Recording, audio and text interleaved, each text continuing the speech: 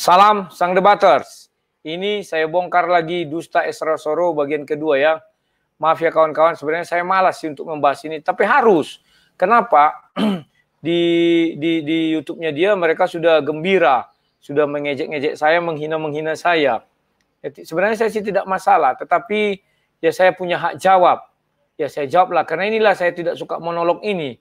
Kalau monolog kesannya dia paling hebat, saya juga paling hebat. Pendukung dia bersorak-sorak, pendukung saya bersorak-sorak juga. Tetapi kita lihat fakta yang sebenarnya. Kita tonton dulu video ini. Makanya Petrus disebut sebagai iblis, juga Yudas disebut sebagai iblis. Nah, kalau kita hanya sekedar melihat bahwa kata-kata iblis diberikan kepada Yudas dan Petrus, maka sekilas terlihat sama. Itulah yang dilihat, atau itulah batasan yang dilihat oleh sang debaters. Hanya sampai di situ saja dia melihat. Atau dengan kata lain, dia melihat terlalu dangkal. Karena melihat terlalu dangkal, lalu akhirnya dia merasa bahwa Yudas dan Petrus sama. Nah, dia sudah mulai menuduh saya bahwa apa yang saya katakan itu dangkal. Padahal dia nggak tahu, ya kan? Bahwa pembuktian saya itu sudah pembuktian yang sesuai standarisasi keilmuan. Kan demikian. Mengapa dia bilang dangkal?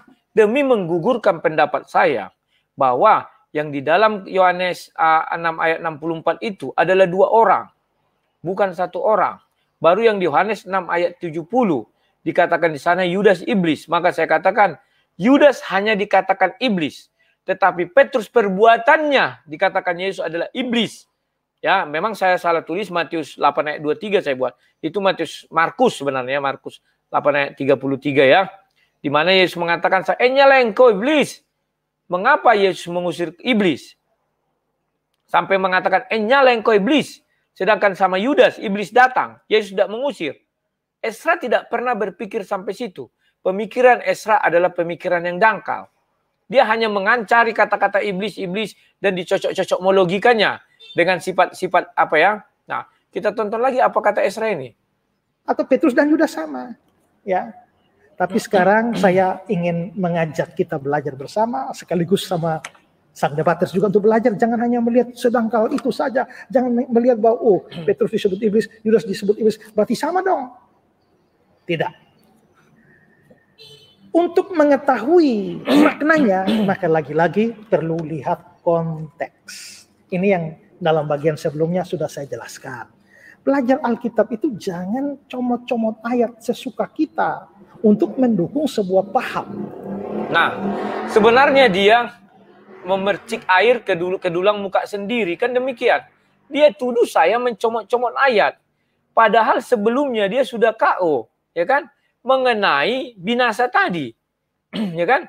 Dia mengatakan Yohanes 3 ayat 16 itu, binasa di situ artinya ke neraka. Dia berdusta kepada semua orang. Saya katakan kalau itu ke neraka, maka Matius 8 ayat 25 itu juga ke neraka.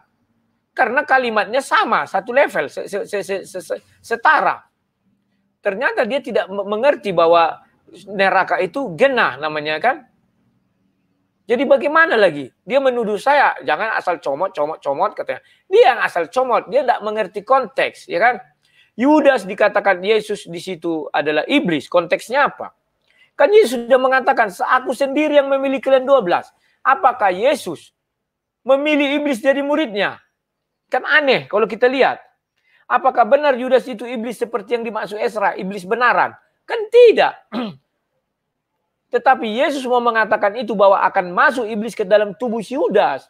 Bukan berarti Yudas itu iblis benaran. Sehingga Yesus mengangkat murid adalah iblis. Kan aneh. Iblis itu harus ditengking. Itu ajaran Yesus. Makanya Yesus mentengking si Petrus. Enyalah engkau iblis. Tetapi sama si Yudas. Kenapa Petrus, Tuhan Yesus tidak melakukan hal yang sama dengan si Petrus? Enyalah engkau iblis. Tidak dikatakan kepada Yudas. Esra harus berpikir hal ini. Oke, kita lanjutkan lagi apa kata Esra Soro ya. Itu namanya eisegesis. Sebelumnya saya sudah jelaskan bahwa dalam hermeneutiks itu ada eksegesis, ada eisegesis. Eksegesis itu kan dari di-expose. Jadi ayatnya dipelajari, lalu dikeluarkan kebenaran di dalamnya menjadi sebuah paham. Tapi kalau eisegesis pahamnya sudah ada, Lalu carilah seadanya ayat untuk bisa mendukung paham itu. Nah, itu proses eisegesis. Dan proses eisegesis itulah yang dilakukan oleh sang debater. Dia sudah mempunyai pandangan bahwa Petrus bukan orang percaya, Yudas orang percaya, dan karenanya lalu berusaha. Ketemu ayat yang mengatakan bahwa Petrus disebut iblis, ini sama dengan Yudas disebut iblis. Lalu akhirnya mau mengatakan atau memakai ayat itu untuk membuktikan bahwa Yudas justru adalah orang percaya. Ya, nah maka konteks penting. Nanti kita akan lihat bagaimana konteks menjawab persoalan ini, bagaimana konteks menjelaskan. Yesus lalu bertanya kepada mereka. Ini pertanyaan yang lebih bersifat pribadi. Kalau tadi mereka memberikan jawaban dari orang banyak, sekarang Yesus bertanya kepada mereka, apa katamu, siapakah aku ini?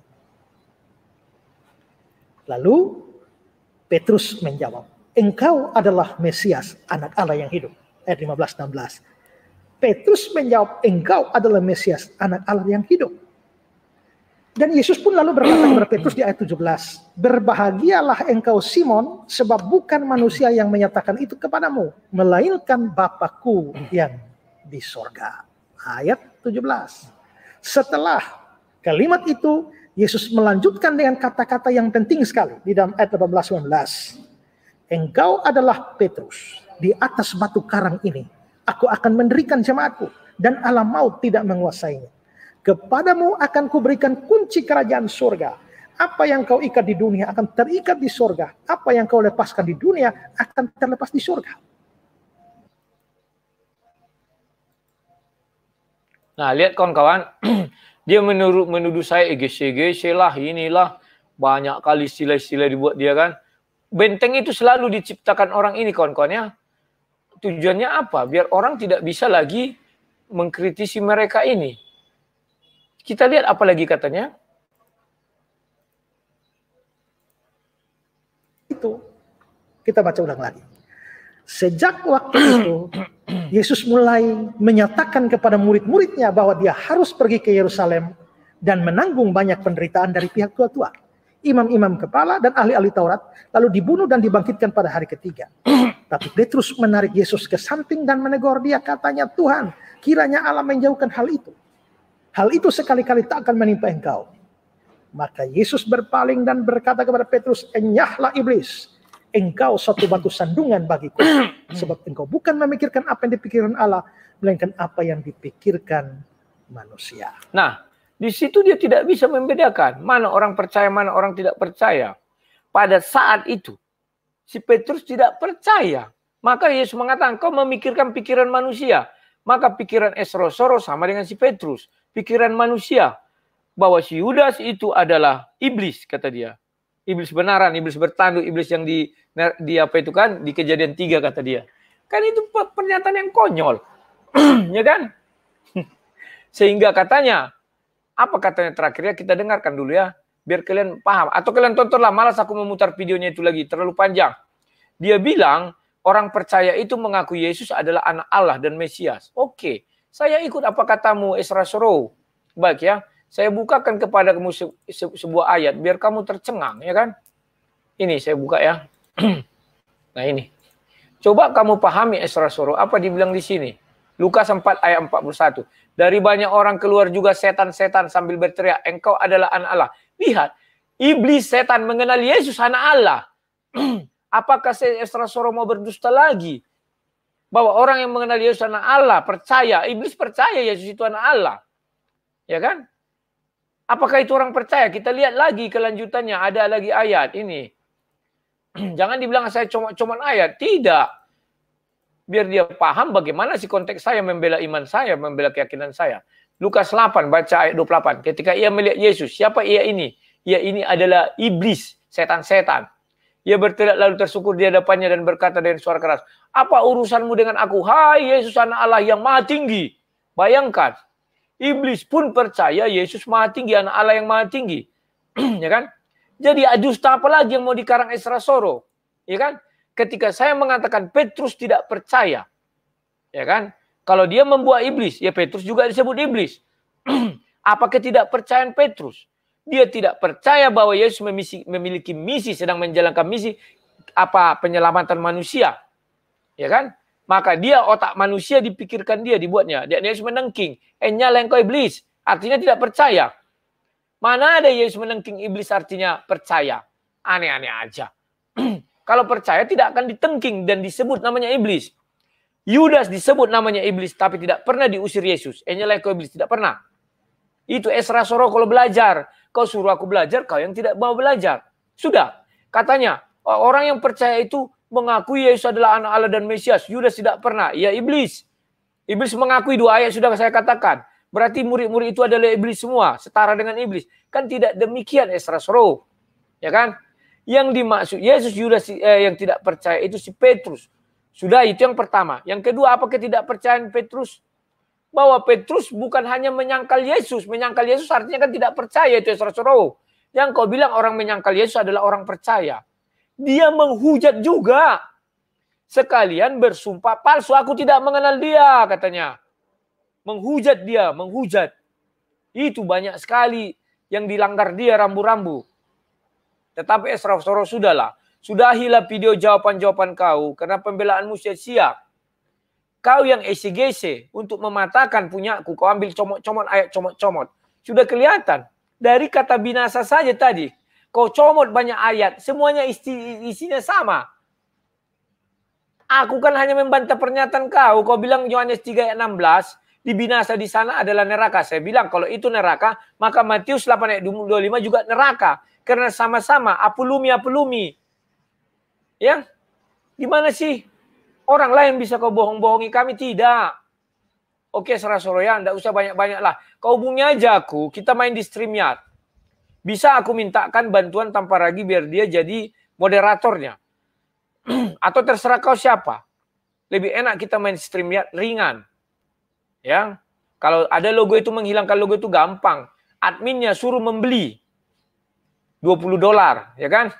Sudah hilang logo itu, buat logomu.